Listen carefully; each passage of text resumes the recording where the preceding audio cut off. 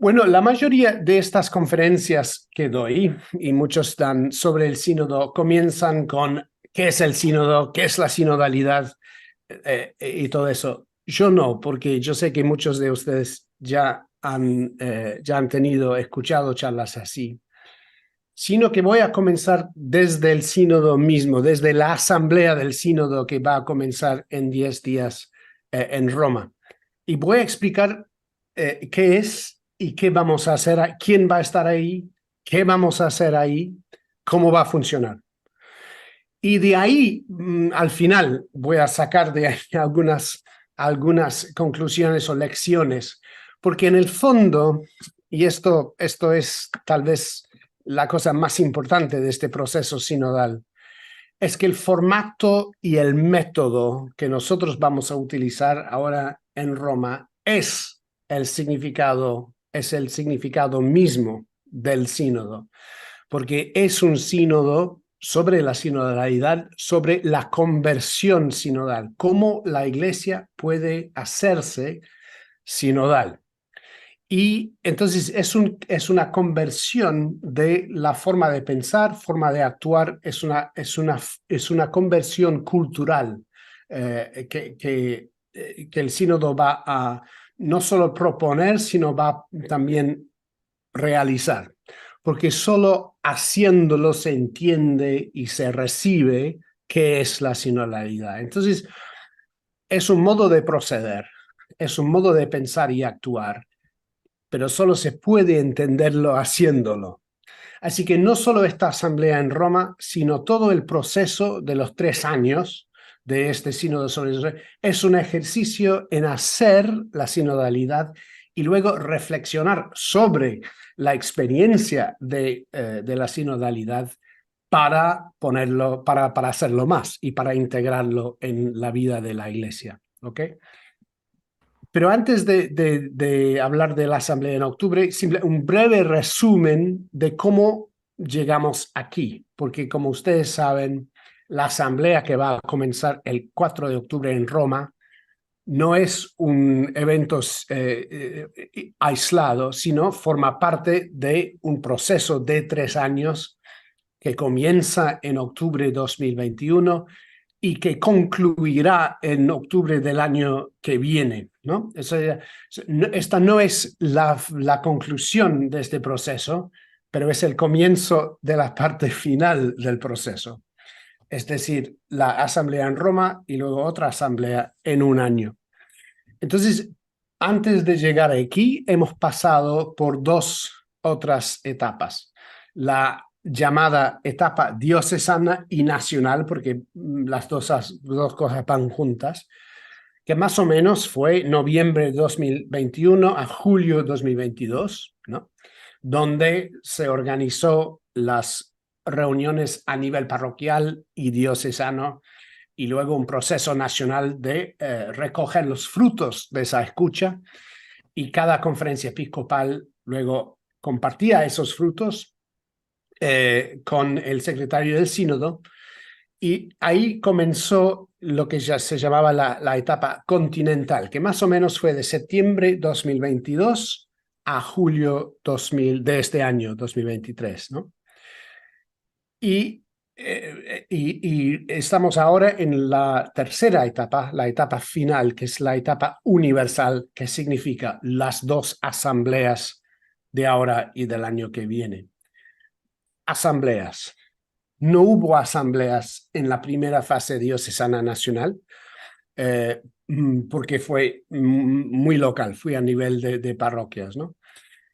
Sino hubo un documento preparatorio que compartió Roma con con todo el mundo y ese documento formaba la base de las reuniones y los encuentros parroquiales diocesanos. Entonces, cada conferencia episcopal hizo un síntesis de los frutos de esa escucha, se lo envió a Roma y hubo un grupo del cual yo formé parte que hicimos un sumario, un síntesis de todos los 118 síntesis de las conferencias episcopales nacionales. Y esa síntesis se llamaba el documento para la etapa continental. Y luego, en esa etapa continental, que fue, hubo una serie de asambleas.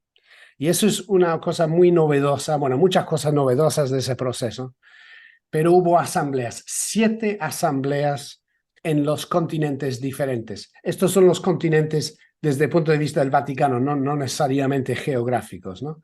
Europa, América Latina, América del Norte, que significa Estados Unidos y Canadá, Asia, África, Oriente Medio y Oceania, ¿no? Es decir, Australia y los otros países alrededor. En cada continente hubo una asambleas, que no fueron asambleas de obispos, incluían a obispos, pero no fueron asambleas de obispos, sino asambleas del pueblo de Dios. Y incluían normalmente más o menos 4 representantes de cada conferencia episcopal, normalmente un obispo, un sacerdote, un religioso o una religiosa y un laico o una laica. 4 personas normalmente representaban cada conferencia episcopal. Hubo luego una asamblea, en el caso de Europa fue en Praga, donde se hablaba, se discutía, se discernía el documento que nosotros hicimos, ese resumen de la etapa continental. Así que hubo, como resultado de esas asambleas, 7 informes o síntesis continentales. Y pueden encontrar todos esos documentos en varios idiomas en el enlace que Urquidi va a poner ahora en el chat. Y voy a hacer esto varias veces. Vamos a poner un enlace en el chat para que ustedes puedan acceder directamente al sitio. Ahora, yo sé que algunos tienen problemas con conexión o están usando el móvil o lo que sea, entonces creo que también Padre Lucio va a ponerlo en su pantalla. Pero bueno, no importa. Este es el primer enlace que está ahora en el chat.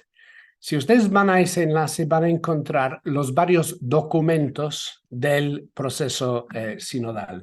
Y ahora tengo que salir de esto para... Ya. Entonces, el secretariado del sínodo tomó estos varios documentos, el documento de la etapa continental y los 7 informes de las asambleas continentales, y produjo lo que se llama el documento de trabajo o el instrumentum laboris. Entonces voy a referirme a partir de ahora a ese documento, que es muy importante, el instrumentum laboris o el documento de trabajo, y está ahí en esa misma página. Ahora, si ustedes van a esa página de los documentos oficiales, van a ver bajo documentos para la primera sesión de la 16 Asamblea Ordinaria General del Sínodo de Obispos. Si van ahí, a esa parte donde dice Documents for the First Session, y hagan clic en el Instrumentum Laboris. ¿Ok? Y van a encontrarlo en varios idiomas y formatos. Así que si pueden ahora abrirlo y bajarlo si quieren, por favor háganlo ahora porque me voy a referir a ello. Las versiones oficiales del documento de trabajo son en italiano y el inglés, que son los 2 idiomas oficiales del sínodo, pero hay varias traducciones disponibles en varios formatos. Okay. Por cierto, en esa misma página van a encontrar FAQs, ¿no? Preguntas y respuestas y un sumario. Ahora, quiero invitarles, por favor, a ir al documento de trabajo, a la tabla de contenidos, the table of contents, al principio del documento de trabajo, ¿no? Que está más o menos en la tercera página, ¿no? El índice de contenido. Y ahí van a ver un preámbulo, un forward, y luego 2 secciones, ¿no? A y B. Esto es en lo que va a trabajar ahora la Asamblea en Roma. La parte A se llama para una iglesia sinodal. dos partes. A1, las características de una iglesia sinodal, y A2, conversación en el espíritu. Voy a volver a este tema de la conversación en el espíritu porque es fundamental, porque es básicamente el método que va a utilizar la asamblea. La parte B se divide en tres partes: comunión, misión y participación, que son las tres palabras clave de todo este proceso sinodal y, por supuesto, de esta asamblea. La parte B se llama, la parte B1 es comunión, B2 misión y B3 participación. ¿Ok? Después de ese índice de contenidos, vienen las hojas de trabajo, worksheets en inglés, ¿no? Worksheets que son para el uso de la asamblea ahora en Roma, para cada uno de esas secciones B. Y cada sección tiene preguntas, que son las preguntas que la asamblea en Roma, a las cuales va a responder la asamblea. ¿Ok? Ahora, ¿quién va a estar ahí? ¿Quién va a estar ahí y cómo llegaron a estar ahí? Bueno, acaban de publicar la lista finalizada de quienes van a estar. Entonces, hay otro enlace ahora que vamos a poner en el chat, que es la lista de los participantes, elenco de partecipanti en italiano. ¿Ok? Hagan clic en eso y van a ver una lista muy, muy larga con muchas categorías diferentes. Y voy a tratar de resumirlo brevemente, a darles una especie de guía. Primero, este es un sínodo de obispos, así que la mayoría de los que van a estar presentes van a ser obispos, arzobispos y cardenales. Pero este es un sínodo de obispos diferente de todos los anteriores, así que hay una presencia fuerte también de clero, de hermanos y hermanas religiosos y de laicos, que son miembros del sínodo, con voz y voto, por primera vez en la historia moderna del sínodo. 75% de los miembros son episcopales y 25% son no episcopales. ¿Ok? En total va a haber 365 miembros. Fácil de recordar porque es la misma cantidad de días en el año, ¿no? De hecho, uno de ellos, el Papa, es el presidente y los otros 364 son miembros. ¿Ok? De esos 364, 54, alrededor de 15%, son mujeres. Podrían ser laicas, podrían ser religiosas. Son mujeres. Y van a tener por primera vez el derecho de votar. Y esto es una de los titulares de este sínodo, que por primera vez las mujeres van a tener el derecho de votar. Pero también es la primera vez que los laicos van a tener el derecho de votar, y los hermanos y hermanas religiosos. Así que, ¿no? Es más que mujeres, ¿no? Pero sigue siendo un sínodo de obispos porque no más de 25% de los miembros son no episcopales.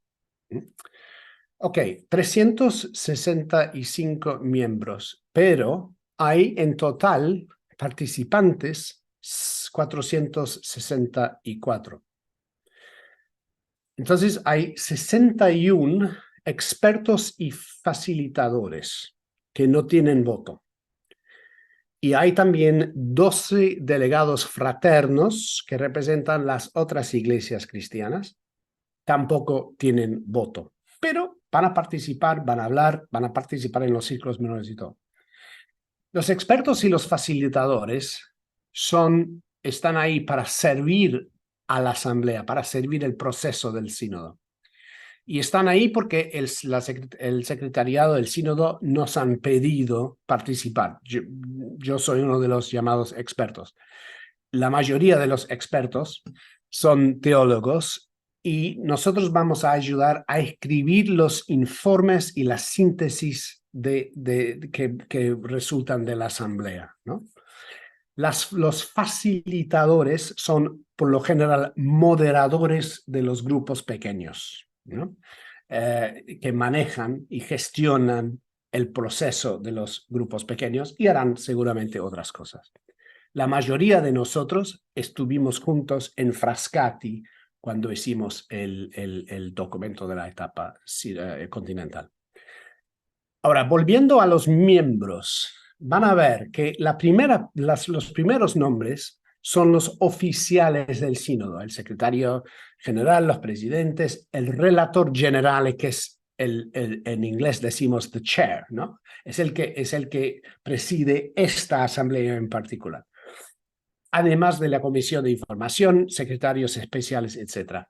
Después van a haber representantes de las iglesias locales, las iglesias orientales, y también los delegados de las conferencias de obispos de todo el mundo. Y están ahí por continente. Bueno, estos son los delegados de las conferencias episcopales. Cada conferencia episcopal envía a la Asamblea del Sínodo entre 1 y 5 delegados, dependiendo del tamaño de la iglesia local, de la conferencia episcopal. Después, tienen delegados de las órdenes religiosas y de la curia romana, y, es decir, el Vaticano, ¿no? Y luego tienen una lista bastante larga de los delegados, o perdón, de nomina pontificia en italiano, es decir, los que han sido nombrados específicamente por el Papa, ¿no? Que podrían ser obispos, podrían ser sacerdotes o religiosos o laicos. Están ahí porque el Papa cree que representan una voz importante o que van a hacer una contribución, un aporte importante. Por ejemplo, está ahí mi amigo Father Jim Martin de la revista América en New York, un jesuita muy ligado a todo el tema de la comunidad gay, ¿no? Y construir puentes con la comunidad gay. Hay un español ahí, el señor Alarcón García, que trabaja con los discapacitados. Está ahí, por ejemplo, una persona que muchos de ustedes conocen, la hermana Siskia, que está representando la experiencia o el mundo digital. Es decir, están ahí porque representan de alguna forma una comunidad, un mundo, una experiencia que para el Papa es importante que estén. Y finalmente está algo novedoso para un sínodo. Y si encuentran en la lista en italiano es dalle assemblee continentali membri non insigniti del munus episcopali testimoni del proceso sinodal. Es una forma muy larga de decir no son obispos, ¿okay? Es una forma de decir no son obispos. Y ahí están los delegados no episcopales que representan, como dije, 25% de la composición.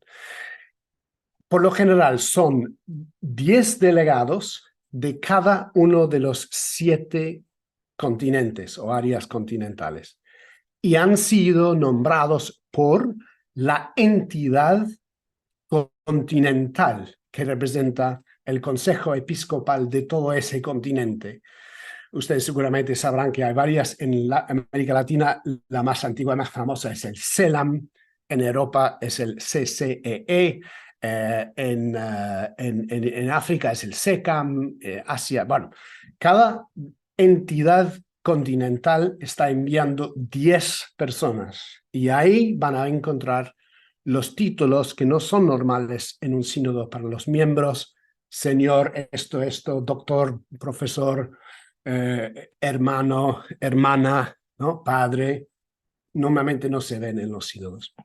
Y finalmente en esa lista van a encontrar algunos invitados especiales y luego los expertos y varios tipos de personas que van a ayudar. Ok, ese fue el quién. Ahora, ¿qué va a pasar y cómo va a funcionar? Yo he dicho que una de las novedades de esta asamblea sínodo es la presencia de estos votantes no episcopales. La segunda gran novedad de esta asamblea es el modus operandi. Normalmente el sínodo toma lugar principalmente en la aula del sínodo, que es una especie de espacio que es como un teatro, ¿no? Donde las sillas normalmente son más o menos 300 asientos y ahí son los botones para votar, ¿no? Es una aula que normalmente se usa para los sínodos y normalmente lo que pasaría es que la mayor parte del sínodo toma lugar dentro de esa aula y luego al final del día hay grupos pequeños. Esta vez la mayor parte del trabajo va a tomar lugar en los grupos pequeños, que en vez de estar en esta aula del sínodo, van a estar en todo el edificio del Pablo VI, ¿no? Que bueno, ahí está. Es un espacio muy grande. Entonces va a haber 25 grupos pequeños que se van a reunir en en ese espacio. 25 grupos pequeños. La forma de funcionar va a estar muy claro si van a otro enlace que vamos a poner ahí ahora, que es el calendario, la agenda del sínodo, ¿no? Entonces vamos a poner ahora el enlace ahí, calendario de lavori, y ahí van a ver muy fácilmente cómo va a funcionar, porque van a ver a partir de casi del primer día dos términos que se repiten regularmente: congregazione generale y circoli minori. El primero, las congregaciones generales, es lo que nosotros en inglés llamaríamos plenary sessions. Es cuando toda la asamblea se reúne juntos y escuchan o dan ponencias dirigidas a toda la asamblea. El segundo es lo que llamaríamos en inglés small groups, ¿no? Circoli minori, grupos pequeños. Y van a ver que van Okay. a... I found this on the web for a second dominios in Perdón. English small group, small bit of group, a pagan yours. Check it out. Perdón. Y van a ver, si se fijan en el calendario, van a ver que pasan mucho más tiempo en los grupos pequeños que en las congregaciones generales.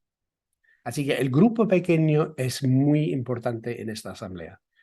Hay 35 grupos pequeños, cada uno tiene 10 personas, podrían ser 11, pero 10 o 11, además de un facilitador, un moderador. Van a estar separados por idioma. La mayoría de los grupos van a utilizar el inglés. Va a haber 14 grupos que utilizan el inglés. 8 utilizarán el italiano, 7 utilizarán el español, 5 utilizarán el francés y 1 utilizará el portugués. Son los idiomas, digamos, de los grupos pequeños. Así que todos los que asisten al sínodo tienen que saber o conocer uno de estos idiomas. Van a ver que la asamblea va a trabajar, si se fijan nuevamente en el calendario, van a ver que la asamblea va a trabajar en las secciones diferentes del documento de trabajo. Entre octubre 4 y 7, A, entre octubre 9 y 12, B1, entre el 13 y el 17, B2, entre 18 y 21, etcétera, B3, ¿ok?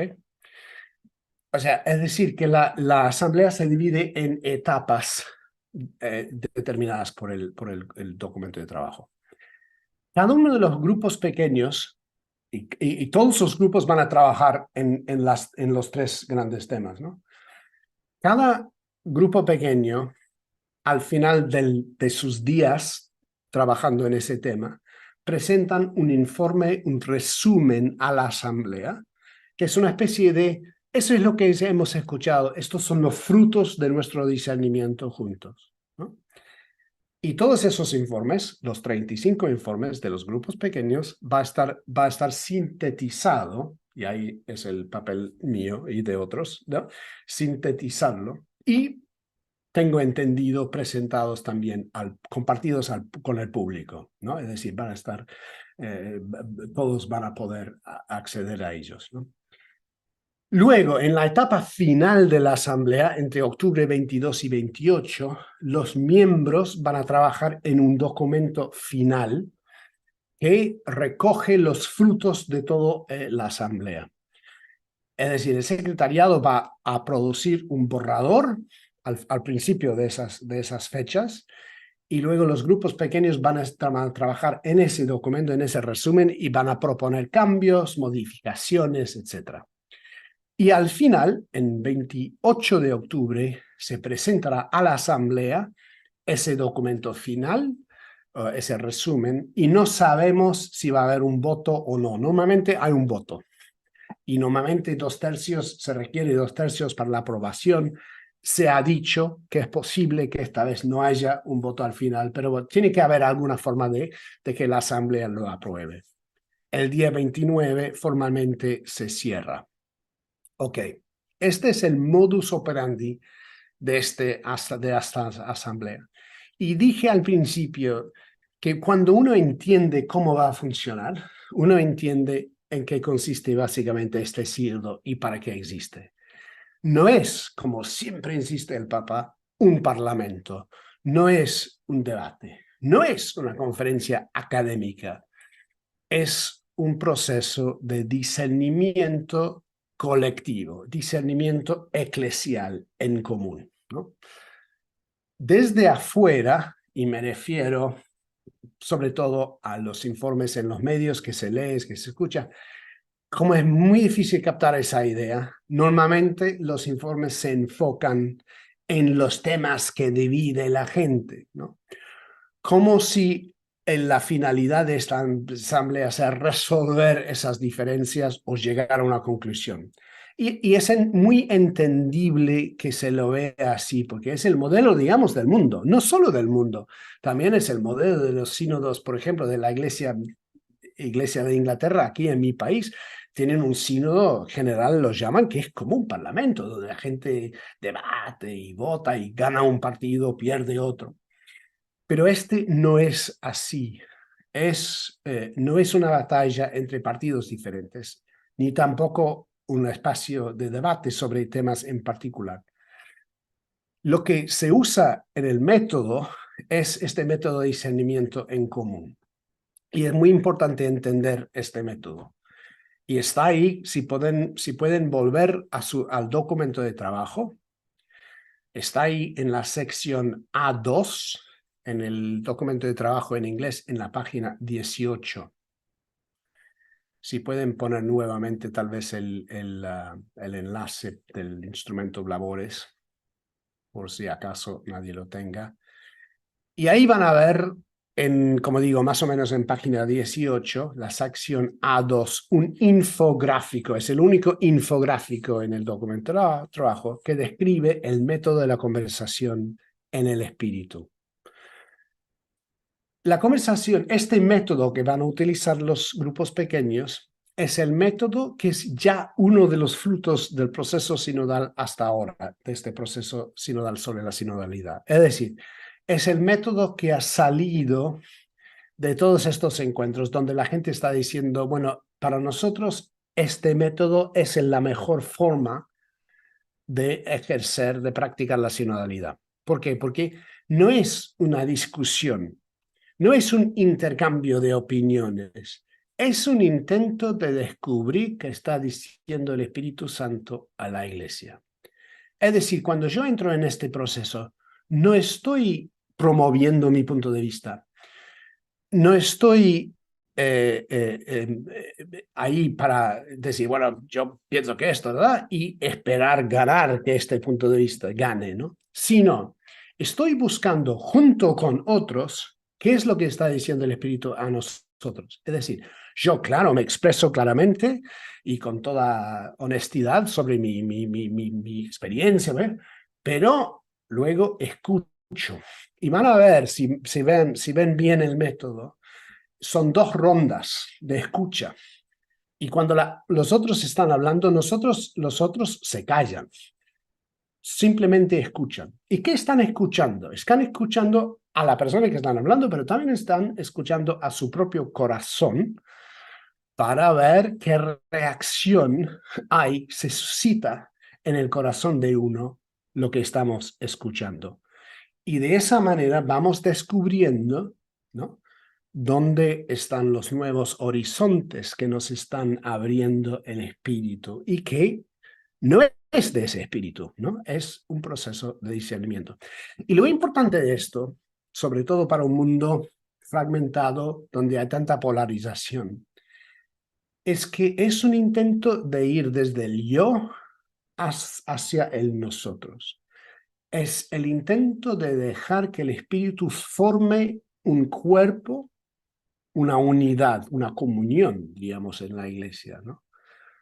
Y para eso se trata muy poco de lo que nosotros pensamos, sino más bien es una cuestión de descubrir lo que el Espíritu nos está diciendo a nosotros. No es que yo tenga razón y tú no, o tú tienes razón y yo no, sino con el intercambio y la oración y el silencio de la escucha, vamos descubriendo lo que está más allá de todos nosotros como individuos, sino algo que nos quiere llegar desde afuera, ¿no? Es decir, se trata más de escuchar que hablar, se trata más de discernir que debatir, es más una búsqueda de consenso sin mucho más que entender quién cree esto o quién tiene razón. Y la pregunta que algunos de ustedes van a tener es, ¿de dónde se viene este método? Bueno, yo diría simplemente viene de Jesús, porque fue Jesús que dijo a sus discípulos, yo les voy a dejar, pero no les voy a dejar solo, voy a pedir que se mande el Espíritu Santo y el Espíritu Santo les va a conducir a la verdad. Y esta promesa de Jesús se puso a prueba muy poco después de su partida, ¿no? En el capítulo 15 de los Hechos de los Apóstoles, donde la iglesia primitiva fue muy dividida sobre muchas cuestiones, sobre todo la cuestión de las costumbres judías, ¿no? Y a través de una escucha en la que todos participaban, se descubrió lo que el Espíritu Santo quería decir a la iglesia. Entonces, parte final. ¿Para qué? ¿Cómo voy de tiempo? ¿Bien? Otros, ya, ok. Entonces, ¿para qué está el sínodo? ¿Para qué lo ha convocado Francisco? ¿Y por qué de esta manera? ¿No? Y por eso quería comenzar con el método y luego contestar esa pregunta después, ¿no? Bueno, primero, no es correcto decir que va a haber un debate sobre temas que divide la iglesia. Es obvio, como resultado de la escucha hasta ahora, que hay varios temas que el pueblo de Dios quiere que la iglesia enfrente, porque son temas que afectan precisamente esta cultura de la iglesia de la que estamos hablando. Es decir, toca la cuestión de la participación o la comunión y la misión. Estas tres cosas son afectadas, ¿no?, por la cultura de la iglesia o en algunos casos restringidas, ¿no?, por esa. Entonces, precisamente es por eso que se toca en varios temas en el documento de trabajo que van a estar en el sínodo como cuestiones para discernir, ¿no? Pero sobre todo no es que se espere resolver esas cuestiones a través ni de esta asamblea, ni tampoco de la asamblea del año que viene, sino de encontrar una manera de caminar juntos con esos desacuerdos y permitir que esos desacuerdos sean fructíferos, en el sentido de que al vivir uno con el otro, con la oración, con esos desacuerdos, encontremos o vayamos encontrando lo que el Espíritu nos quiere hablar o ofrecer a través de ese proceso. Que normalmente cuando actúa el Espíritu nos abre un nuevo horizonte, un horizonte que no es ni A ni B, sino la C, ¿no? Entonces, todo esto es una cuestión de recuperar algo que la Iglesia había perdido, que es la costumbre y el hábitos de la sinodalidad que existía en la iglesia primitiva. Es decir, no es el momento de dar una charla, había que hacer otra charla sobre la historia de la sinodalidad, pero muy sintéticamente, la iglesia fue sinodal en los primeros siglos. Cuando se expandía mucho, fue muy misionero y dejó de ser sinodal durante la Edad Media. Y ahora, a partir del Concilio Vaticano II y sobre todo ahora bajo Francisco, se considera necesario recuperar esa costumbre, esa cultura de la sinodalidad, por muchas razones. Sobre todo porque parece que la Iglesia está en una, bueno, como toda la humanidad, estamos en una época de cambio, un cambio de época, donde lo anterior ya no nos está sirviendo. Y como la Iglesia siempre ha habido por varios procesos, varias etapas, y ha cambiado precisamente porque el tiempo lo requiere, estamos entrando en una de esas nuevas fases. Pero también tenemos la tela de fondo de la crisis de abuso clerical sexual. Hemos tenido también la experiencia de ser una iglesia ahora en sociedades secularizadas, donde la iglesia ya no, simplemente no tiene la influencia sobre la cultura y la ley que antes existían, etcétera, etcétera. Si quieren encontrar una respuesta fácil a esa pregunta, ¿por qué Francisco ha convocado este sínodo?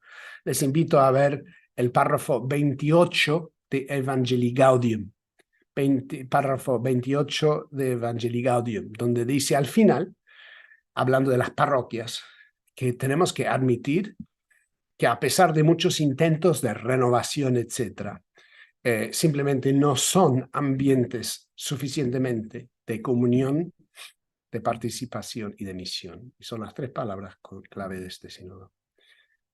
Dice en el documento de trabajo, párrafo 7, que la primera fase de este proceso sinodal ha renovado nuestra conciencia de que nuestra identidad y vocación es de hacer, no, estoy traduciendo desde el inglés, así que no sé si esto es correcto, pero es de hacerse cada vez más una iglesia sinodal. Es decir, uno de los frutos de la escucha que hemos tenido hasta ahora es el deseo, el discernimiento que el Espíritu nos está invitando a ser más sinodal, para que seamos más una iglesia de comunión, participación y misión. Entonces, los frutos que se espera de este sínodo, esta asamblea ahora, pero también todo el proceso sinodal, es una mayor participación de todos los bautizados en la vida y la misión de la iglesia. Es decir, es la hora de tomar responsabilidad. Somos bautizados, tenemos que tomar responsabilidad por la vida, la misión de la iglesia, de la evangelización, ¿no? Y esto no puede pasar, esta transición de una iglesia, digamos, clerical a una iglesia donde el pueblo de Dios es agente activo, no puede ocurrir si no hay una conversión de la cultura de la iglesia. Es decir, es importante que la gente, que los bautizados, la gente ordinaria, digamos, seamos agentes, seamos escuchados, seamos parte de los procesos de discernimiento de la iglesia. Esto no es democracia, sino algo mucho más profundo, ¿no? No es democracia, es algo mucho más profundo. Las autoridades en la iglesia van a seguir tomando las decisiones. Es el Papa al final que va a decidir.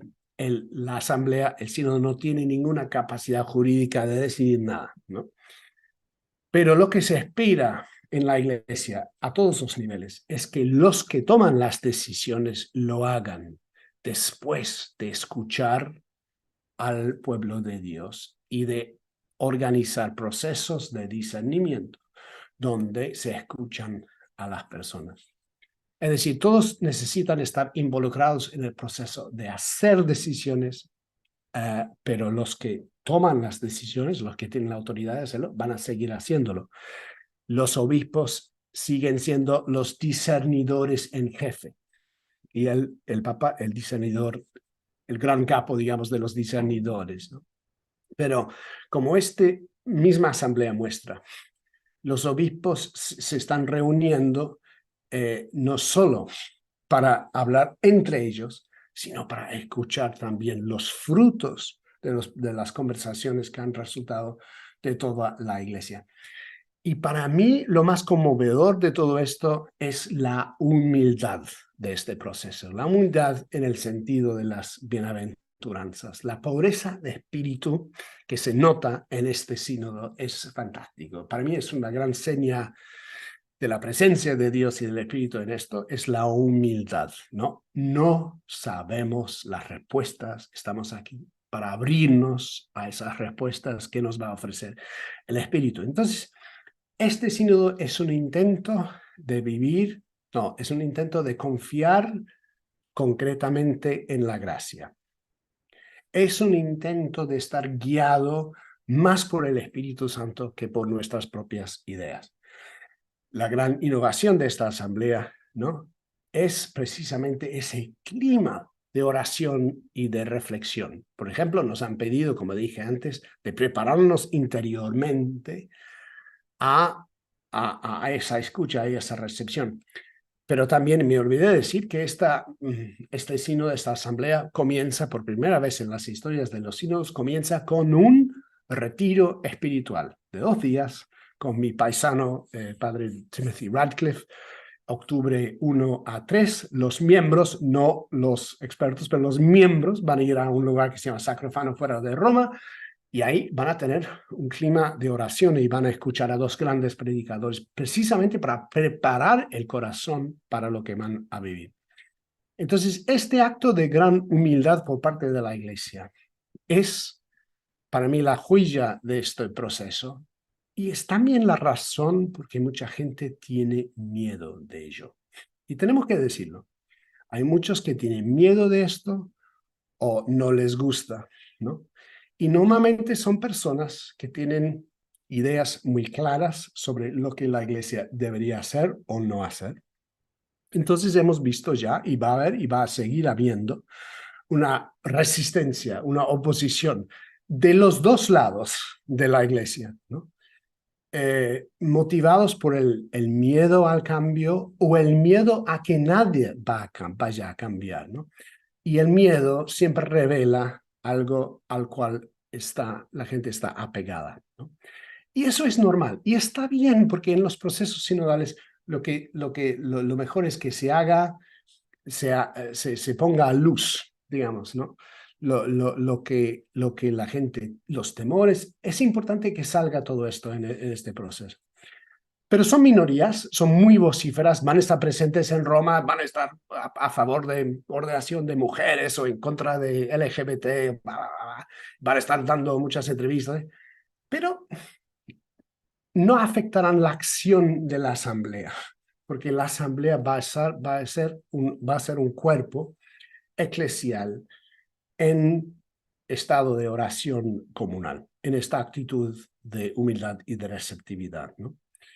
Y yo creo que, y esa ha sido mi experiencia de los 2 últimos años, la mayoría del pueblo de Dios está totalmente con el Papa y con este proceso. Les gusta la sinodalidad y, más importante que les guste, lo reconocen como algo que es propio de la tradición misma de la Iglesia. Y digo esto concretamente habiendo escuchado a muchas personas decir, por primera vez me siento escuchado y me siento parte de la Iglesia, siempre he sido un miembro de la Iglesia, ahora me siento responsable de la Iglesia, precisamente porque han participado en estos procesos. Entonces, la invitación de este sínodo es a una conversión cultural interior muy grande, muy importante, y por eso pido que recen por el sínodo, que nos acompañen con la oración y espero que estos comentarios le hayan ayudado a entrar un poco en lo que es el sínodo. Muchas gracias.